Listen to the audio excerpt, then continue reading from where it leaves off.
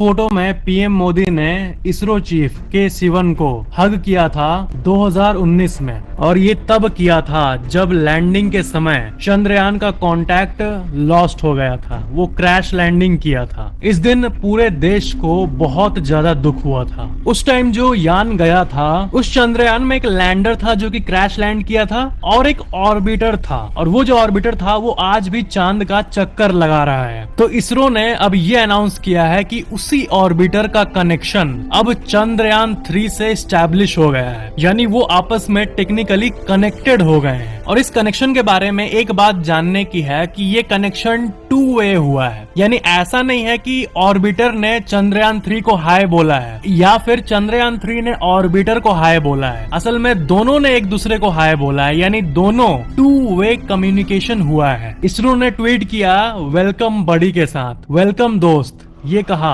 पुराने ऑर्बिटर ने। ये जो पुराना ऑर्बिटर है ये लास्ट इतने सालों से इसरो के हेडक्वार्टर से कनेक्टेड है, और इसी का फायदा असल में इसरो उठा रहा है। ये ऐसी बात हो गया कि हम किसी नए शहर में गए और वहाँ पर हमारे परिवार का या फिर जान पहचान का पहले से ही रहता है, तो ऐसे में चीजें इजी हो जाती है। और यही कारण है कि इन दोनों को कनेक्टेड कराया गया, यानी अब पुराना ऑर्बिटर जो है वो भी कनेक्टेड रहेगा और चंद्रयान तो है ही। तो ये पूरा एक प्रॉपर सिस्टम बन जाएगा जिससे कोई भी कम्युनिकेशन में डिले नहीं होगा, या फिर कोई भी इमरजेंसी होती है या फिर कुछ भी इंफॉर्मेशन होती है तो उसके लिए हमारे ऑब्जेक्ट्स पहले से ही मौजूद हैं। आप अगर धरती पे किसी भी स्पेस स्टेशन का बेस देखोगे तो आपको बहुत सारे बड़े बड़े एंटीनास दिखेंगे। तो एक्चुअली में इन्हीं एंटीनास के जरिए ये कम्युनिकेशन होता है स्पेस में। पिछली बार जब ये मिशन किया गया था तो हमारा कोई जान पहचान का व्यक्ति यानी कोई ऑर्बिटर या ऐसा कुछ सो टू स्पीक वहां पर नहीं था, और यही कारण था कि हमारे पास कुछ एडिशनल टेक्निकल सपोर्ट्स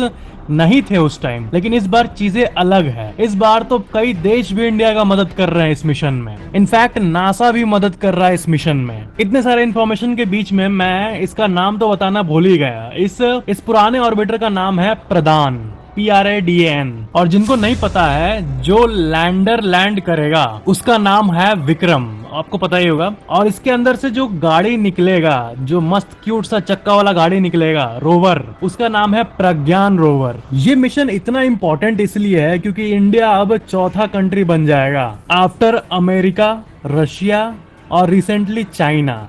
इसके बाद इंडिया। तो ये अगर सही में सक्सेसफुल हो गया तो डांस करने का टाइम हो गया। जब भी कोई space mission as planned, as calculated चलता है तब वैज्ञानिकों को बहुत खुशी होती है। और सबसे अच्छी बात है कि अब तक का जो मिशन हुआ है वो एज प्लान्ड ही हुआ है। चंद्रयान 2 का मिशन भले ही असफल हो गया हो, लेकिन वो जो ऑर्बिटर अभी भी वहाँ है, हमारा जान पहचान का आदमी, उसी ने एक अच्छी जगह को फाइंड किया है जहाँ पर चंद्रयान 3 लैंड करेगी। तो अच्छे जगह को फाइंड करना, इसमें भी उसका एक बड़ा भूमिका है। यानी दोनों मिलकर अब इंडिया को और प्राउड करने में मदद करेंगे। यहाँ पर जानने की बात यह है कि किसी भी मिशन में 3 चीजें होती है, ऑर्बिटर, लैंडर और रोवर।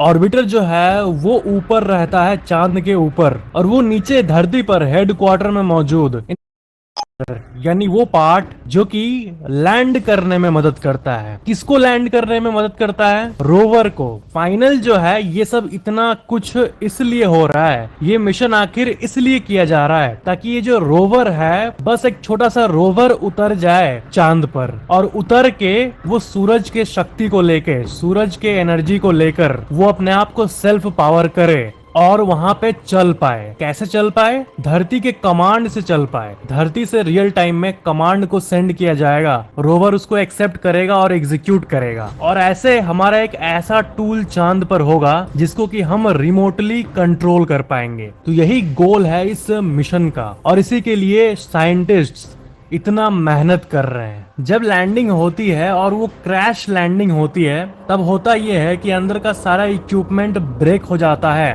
फोर्स के चलते, उतने फोर्स से लैंड करने के चलते, और ब्रेक होने के बाद सिग्नल टूट जाता है। तो जब आराम से लैंडिंग होगा यानी सॉफ्ट लैंडिंग, तब यही चीजें जो है, रोवर और बाकी चीजें, ये इंटैक्ट रहेंगी। और यही ऑब्जेक्टिव है इस मिशन का। ऐसा कहा जा रहा है कि चंद्रयान 2 का जो फेलियर था वो व्यर्थ नहीं गया, क्योंकि वही फेलियर था जिससे हम लोग इतना कुछ सीखे। That failure has taught a lot. तो इसी फेलियर के चलते इसरो को एक पूरा नया डायमेंशन दिखा टेस्टिंग का, और जो फेलियर को हैंडल करने का मेथड होता है उसमें कई नए मेथड्स की डिस्कवरी हुई, और ये उसी फेलियर के चलते हुई। और ये भी कहा जाता है कि वो मिशन पुअरली प्रोग्राम्ड भी था, जिससे प्रोग्राम्स को कैसे इम्प्रूव करे कंप्यूटर के अंदर, उसके ऊपर भी बहुत काम की गई। जब चंद्रयान 2 लैंड कर रहा था तब उसको दो चीजें मैनेज करनी थी, पहला वर्टिकल वेलोसिटी और दूसरा हॉरिजॉन्टल वेलोसिटी। जब यान लैंड करता है तो उसको पीछे से इंजन थ्रस्ट कर रहा होता है, यानी इंजन पावर दे रहा होता है। तो चंद्रयान 2 के केस में ये जब लैंड कर रहा था तब जो थ्रस्ट था इंजन का